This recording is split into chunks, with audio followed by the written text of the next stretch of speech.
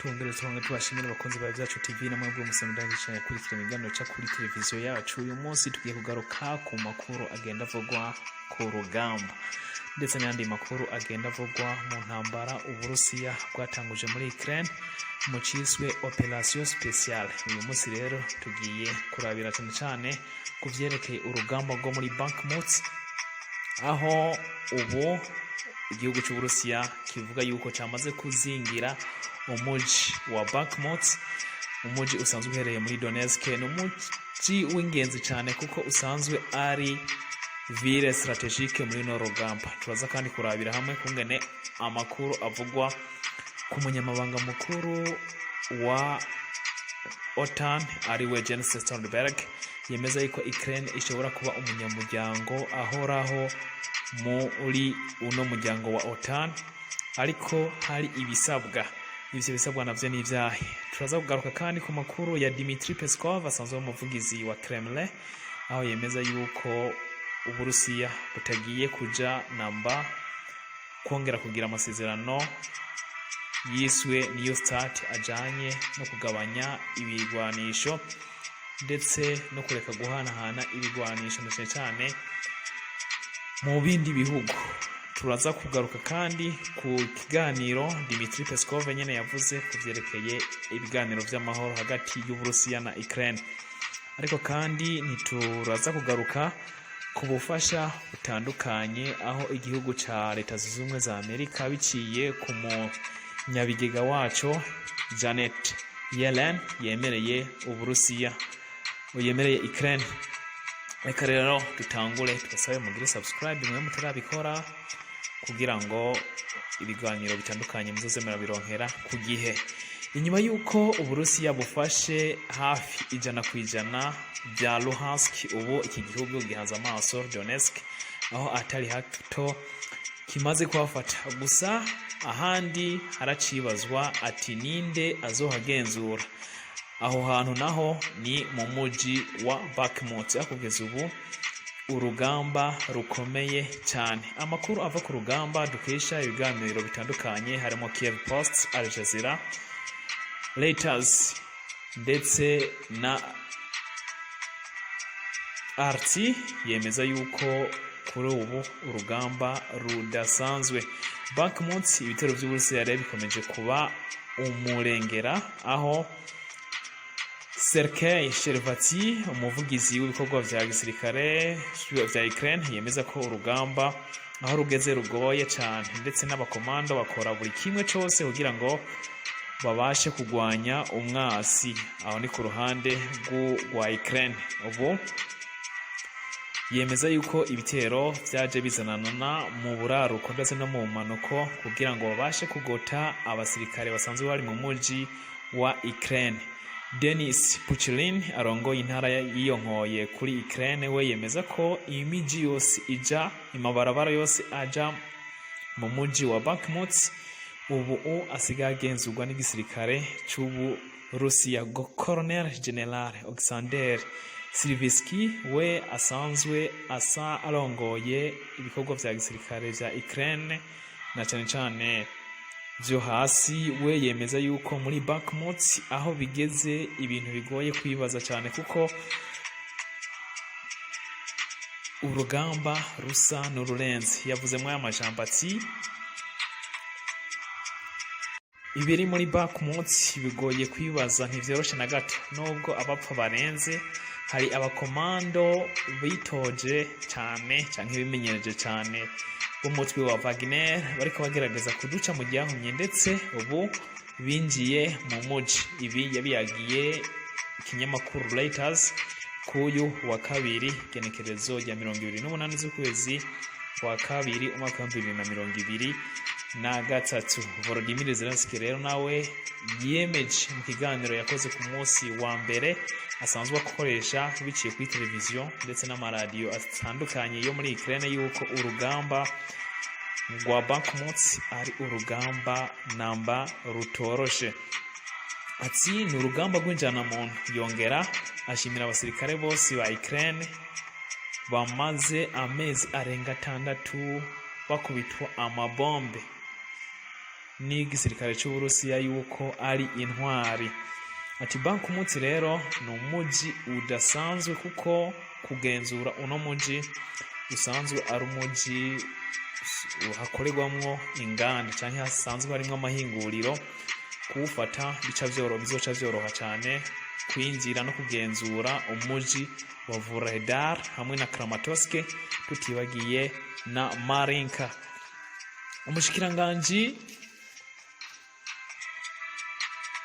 umunyamabanga General Stoltenberg asanzwe arongoye OTAN wewe yemeza yuko Uburusiya yemeza Ukraine ahubwo bizogora yuko yinjira muri OTAN mu gihe itararonka ubwigenge bwuzuye. Kandi yasavye Perezida Volodymyr Zelensky yuko yozo kwitaba inama idasanzwe y'uyu muryango izoba mu kwezi kw'indwi ikabera Vilnius muri Lithuania nk'uko tubisanga mu kinyamakuru RRT. Jeanne rero yemeza yuko Ukraine gushika ubu itoba umunyamuryango yuzuye, aho bwizo umunyamuryango wuzuye niyamara kuronka igihugu cayo yigenga. Naho biruko rero ku yandi makuru avugwa na cyane ku munsi w'amajana 270 nuko Uburusiya kugeza ubu bwaciye ikinyamakuru Wikimedia amafaranga ashika n'ibihumbi 70 by'amadolari ya Amerika, kubera yuko ku kinyamakuru cabo kuri website yuko hakunze guca ibinyoma. Ayandi makuru nuko Dmitry Peskov asanzwe avugira Kremlin yemeje ko ingingo Putin aheruka gutangaza kuyu wa 21 z'ukwezi kwa kabiri mwaka 2023 yo kwikura mu masezerano ya New Start ko batiteze kuyagarukamwo namba.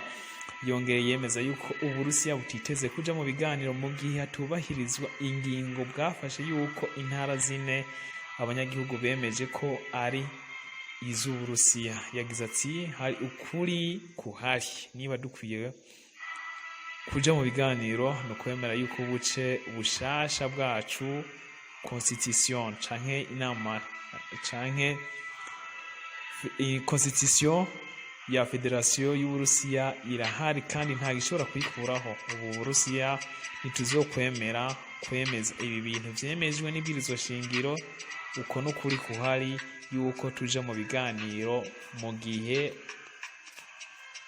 batemeye yuko intara zine zose ari iz'Uburusiya. Dmitry Peskov rero yongeye ashimangira yuko Uburusiya bushobora kwemera ibiganiro niba Kiev yemeza ko ubu buce bugenzurwa n'Uburusiya. Ati bizova ku banya Ukraine kuko iki kibazo nico tuzokwicarira ku neza y'ibiganiro, gusa ihangiro no gushika kuvyo tuyemeje. Aya makuru bisa nuko agoye cyane na cyane Kiev, kubera yuko yoyo itemera kurekura n'agace na kamwe, ndetse ibi ari byo biba byaratumye intambara itangura gusutama. Ni kenshi Perezida Volodymyr Zelensky yemeje yuko adashobora namba kuja ku biganiro na Perezida Vladimir Putin kubera yuko wewe ashaka yuko buno buce bwose bwigarurirwa. Nubwo rero biruko buno buce bwose Luhansk, Donetsk, Zaporizhia hamwe na Kherson gushika kuri ubu Uburusiya ntiburabasha kugenzura 100%, ahubwo Uburusiya bukabandanya bukora ibitero bubandanya bwigarurira bino bice. Kuyandi makuru nuko Alexander Lukashenko asanzwe arongoye igihugu ca Belarusi ubu abarizwa mu gihugu c'Ubushinwa, aho yagiye mu nama idasanzwe y'Uburusiya ndetse na y'Ubushinwa ndetse na Belarusi. President Alexander Lukashenko akaba rero yemeza ingingo ziruka gutangazwa 12 kuri ino ntambara y'Uburusiya kugira ngo irangire. Kuyandi makuru nuko tuvuga yuko ibitero vya drone vyo kuri wa 28 nk'uko bitangazwa n'igisirikare kigwanira mu kirere caco ca Ukraine.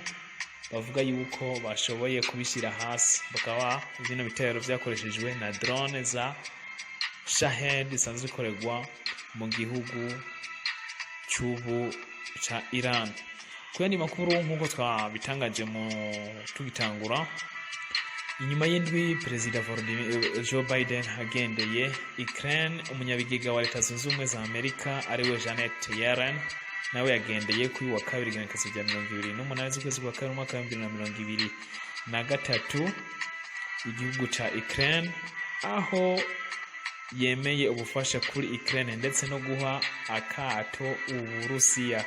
Yellen yemeje ubufasha bwa miliyari 1,025,000,000 yiyongera kuri miliyari 9,9 aho barungikiye Ukraine kugira ngo ibashe kwirwanaho mu bijanye no kuduza ubutunzi. Kuyandi makuru nuko atari Leta Zunze Ubumwe za Amerika gusa zemeye ifashanyo, ahubwo n'igihugu ca Arabie Saoudite cyamaze kwemera miliyoni 400 yo gufasha abantu ndetse n'ubutunzi bwa Ukraine. France nayo ivuga yuko imaze gutanga miliyoni 370 nyuma yuko yakiriye impunzi z'abanya Ukraine bashika 150 bagashikira 150 bagashikira muri kino gihugu. Reka rero tubashimira abakunzi ba Ibyacu TV namwe mwese muzangesha gukurikirana ibiganiro bica kuri televiziyo yacu. Nizere yuko mwashoboye gutahura vyinshi, tunabasaba kumugira subscribe kuri channel YouTube yacu.